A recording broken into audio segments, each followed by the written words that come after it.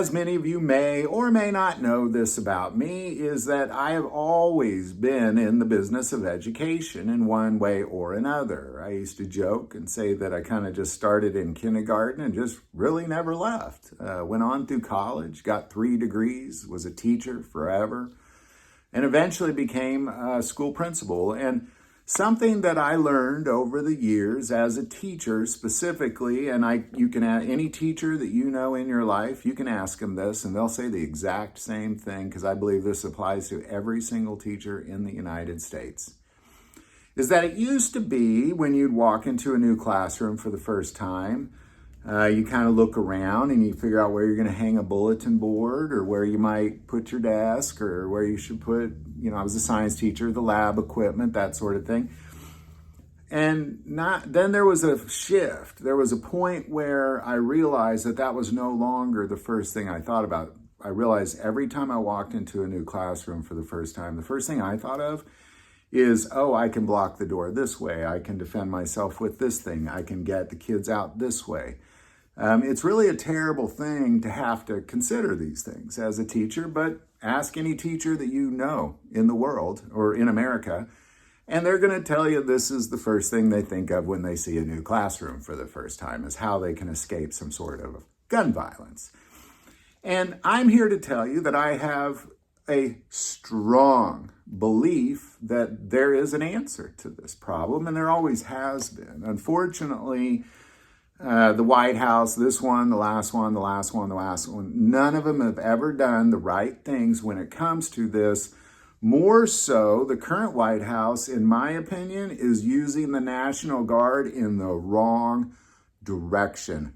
What do I mean? Well, where the National Guard, I believe there's 2 major problems in this country with school shootings. Number one, the National Guard needs to be in every single school in America. I know you'll be like, I couldn't imagine my kids would be so scared, blah, blah, blah. You don't think they're scared now? You don't think they're scared when they do those shooter drills?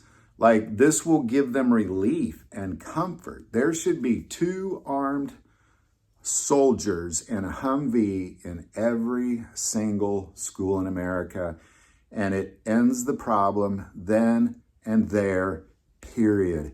People are going to pick a different target. They pick soft targets because they're cowards, because they have always been bullied their whole lives. They're not going to pick a target that might fight back. That's why they pick children. It's quite disgusting, but this is the answer.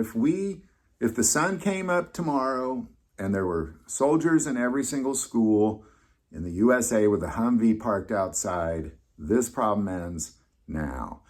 But we also have a bigger problem in this country, and here's the second piece of it, is there's this debate going on right now on whether thoughts and prayers count. Well, let me tell you, it is only God that'll solve the problem of gun violence in this country. Because again, will it stop school shootings? I believe it will.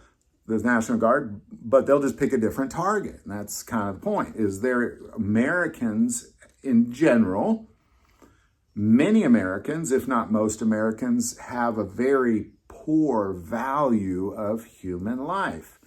It has no value when it comes to these people that are just going in and killing people for, just to itch the scratch they have in their mental craziness. Whatever the reason is, they're doing it. And even the people who are not doing that, there's this sense of America where each man for himself. If I for some reason had a heart attack and fell down on the street, people probably walk over me in most cases, if not film me or something or rob me. Will people help me? Some people would, but most people would not. And that's just the reality of America as I see it. So there's this poor value of human life in America. Well, how do we solve that? Well, the only way you can solve it is God has to show it to us. God has to demonstrate the value of human life to us, and he has to show it through his Spirit.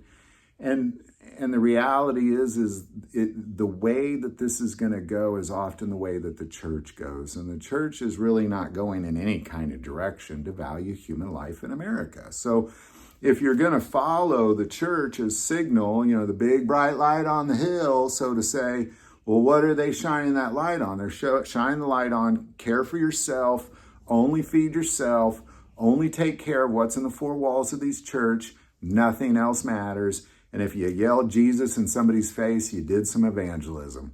And this is what we do. We go to church. We want our favorite parking spot when we pull up. If we don't have it, we might be upset.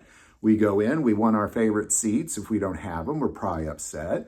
We want our favorite songs to be played. If we don't get it, we're probably upset. We want our favorite preacher to preach. If we don't get it, we're probably upset.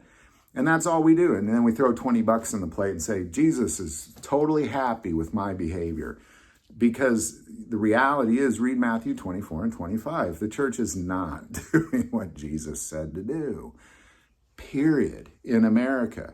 On a small scale, some are, but only on a small scale. So the way that the country goes is the way that the church goes. It always has, and it always will. And right now, the church is saying, each man for himself.